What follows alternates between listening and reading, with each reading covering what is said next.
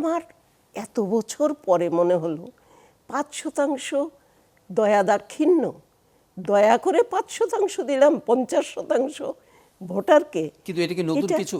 এই যে 5% কনসেনসাস কমিশনে ওনারা এগ্রি করে এসেছেন, এটা তো অলরেডি প্রিভেল করছে, মানে অলরেডি ছিল। সেই জায়গায় এই কথাটা বললেন তারা, কিন্তু সেটাও কখন বাস্তবায়ন হবে? আগামী সংসদে। বর্তমান সংসদে কিন্তু হচ্ছে না। এটা উচ্চকক্ষ নিম্নকক্ষ, তারপরে ওনারা গিয়ে সেটা ঠিক করবেন। সেই জায়গা থেকেই মনে হয় আমাদের মানে এই প্রতিশ্রুতিগুলো, কমিটমেন্টগুলো করছেন ঠিক আছে, এবং তাদের করতেও হবে, না হলে ভোটাররা ভোট দেবে কেন? নারী ভোটার তো অনেক, কিন্তু নারী তো খালি ভোট দেবে না, নারী তো ভোট পেতেও চায়, নির্বাচিত হতে চায়। সেই জায়গায় যে শূন্যতা আমরা লক্ষ্য করেছি, তার সাথে প্রতিশ্রুতির অনেক ফারাক।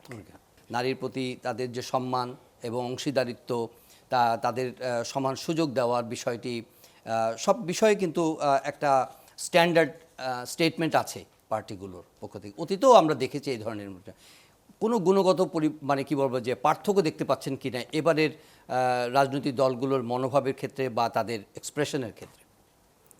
অনেক ধন্যবাদ চ্যানেল 24-কে বিশেষ করে এই আয়োজনটি করার জন্য। দর্শক শ্রোতা সবাইকে কৃতজ্ঞতা।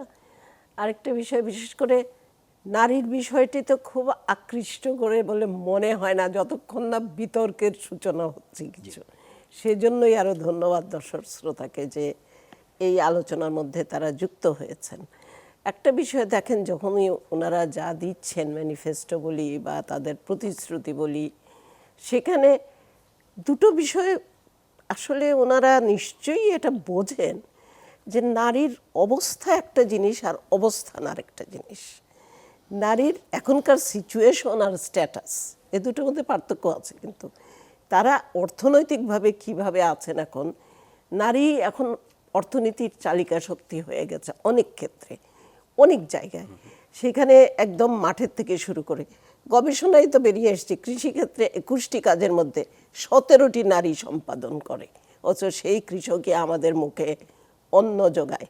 সেই জায়গা থেকে যদি চিন্তা করি, কোথায় নেই নারী? হিমালয় শিখর থেকে ফুটবলের মাঠ সর্বত্রই তো আছে, কিন্তু অবস্থানটা কোথায়? এই জায়গা থেকেই আমরা নারীর একদিকে হচ্ছে অংশগ্রহণ, আরেক দিকে হচ্ছে অংশীদারিত্ব। তার অংশীদারিত্বের যে প্রশ্নটা ফাহমিদা করলেন, কোথায় আছে তারা নীতি নির্ধারণী পর্যায়ে?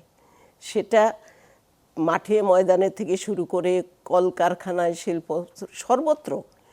এখন আমরা দেখতে পাচ্ছি যেটা, সেটা হলো রাজনীতির ক্ষেত্রে কেমন যেন একটা শূন্যতা তৈরি হয়ে গেছে।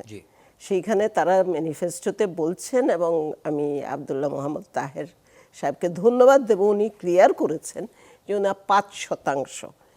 আমার এত বছর পরে মনে হলো 5% দয়া দাক্ষিণ্য, দয়া করে 5% দিলাম 50% ভোটারকে। কিন্তু এটা কি নতুন কিছু? এই যে 5% কনসেনসাস কমিশনে ওনারা এগ্রি করে এসেছেন, এটা তো অলরেডি প্রিভেল করছে, মানে অলরেডি ছিল। সেই জায়গায় এই কথাটা বললেন তারা, কিন্তু সেটাও কখন বাস্তবায়ন হবে? আগামী সংসদে। বর্তমান সংসদে কিন্তু হচ্ছে না। এটা উচ্চকক্ষ নিম্নকক্ষ, তারপরে ওনারা গিয়ে সেটা ঠিক করবেন। সেই জায়গা থেকেই মনে হয় আমাদের মানে এই প্রতিশ্রুতিগুলো, কমিটমেন্টগুলো করছেন ঠিক আছে, এবং তাদের করতেও হবে, না হলে ভোটাররা ভোট দেবে কেন? নারী ভোটার তো অনেক, কিন্তু নারী তো খালি ভোট দেবে না, নারী তো ভোট পেতেও চায়, নির্বাচিত হতে চায়। সেই জায়গায় যে শূন্যতা আমরা লক্ষ্য করেছি, তার সাথে প্রতিশ্রুতির অনেক ফারাক।